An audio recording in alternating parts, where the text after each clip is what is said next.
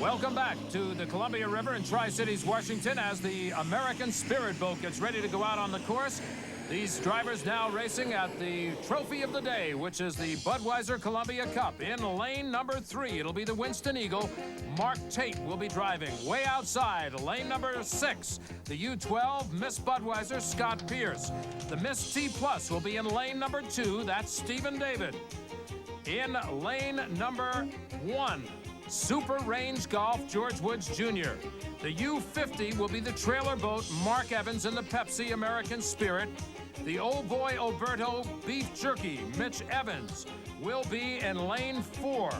And rounding out the field in lane 5, the U6 Kellogg's Frosted Flakes. And Jim, they look like they're going to be in perfect lineup coming around this first time. This should be a fast heat right now, but the Budweiser are out in lane 6. Maybe that's the best place for him to be because his boat is not riding the way it's used to due to the accident. Well, if he has a control problem, he'll have a little room out there, that's for sure. The Winston Eagle right in the middle there in lane number 3 as they're coming down. They're kind of all over the course. Let's see how they start. That's a wide berth at the beginning.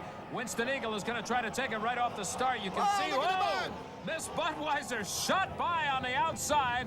Scott Pierce tried to get in there. Winston Eagle bettered him into the turn at this moment, though. Let's watch on the outside and see if Scott Pierce can catch him. Winston Eagle taking it out of turn number 2. It looks like Stephen David is right up in there in the T Plus back in 3rd. Winston Eagle is your leader. Budweiser crew must have done some balancing on that boat because the boat has come to life. What a credit to that crew. Looking at the 3rd place boat, Miss T Plus with Steve David as they go down to corner number 3. So the 2 boats that were involved in the accident earlier that resulted in damage to both hulls now are in the lead. 1 and 2, Winston Eagle and the Miss Budweiser respectively. You can see Winston Eagle get a little bit light, and there you can see Stephen David has now taken over 2nd place. Stephen David in the T Plus on the inside takes 2nd, but right on the outside of him and just about a half a boat length back is the Miss Budweiser. So a battle has ensued here, and nothing is final until that checkered falls. As our leader comes down the back chute right now, all Mark Tate has to do is hold on, and he'll inch up ever so close to the Budweiser lead for the Eagle Stacks High Point Trophy as we look at the Miss Budweiser taking over 2nd place once again.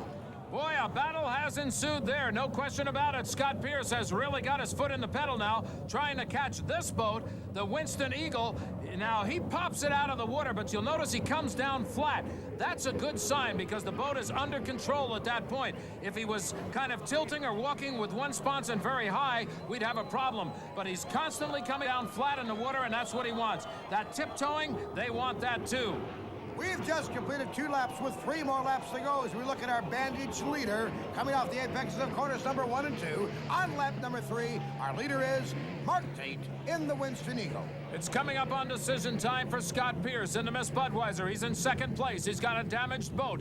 Can he afford to push the boat any harder than he is right now? You know, it's a credit to the crew that that boat is even out there, much less running in 2nd place. But as you heard Scott say earlier in the program, he would take it to the max with what he's got. He's got a damaged boat. He is pushing it as hard as he can. Is there any left in the boat? I really don't know. I can't answer that question. But we'll watch closely to see if he can close the gap. Looking at the Miss Budweiser, there's going to be sleepless nights for that crew trying to repair not only this boat, but the boat that was also damaged in Madison for next week's race at Seattle. Not much time, lots of work to do as they complete lap number 3. 1st place, Winston Eagle. 2nd place, this boat, Miss Budweiser. Stephen David riding back in 3rd place in the T Plus boat. Back in 4th, we will see the Kellogg's. Whoa! Stephen David got a little bit light down there. The wind may be picking up. There's the Kellogg's Frosted Flakes boat, Mike Hanson, and he is in. Oh, he's over! Mike Hanson is over!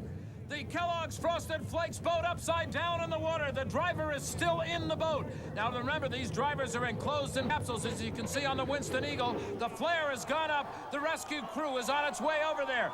Jim, we got to remind everybody, they do have an oxygen system. The driver is on a self-contained system, so he's got about, what, 5 minutes of air, I believe, on the tank.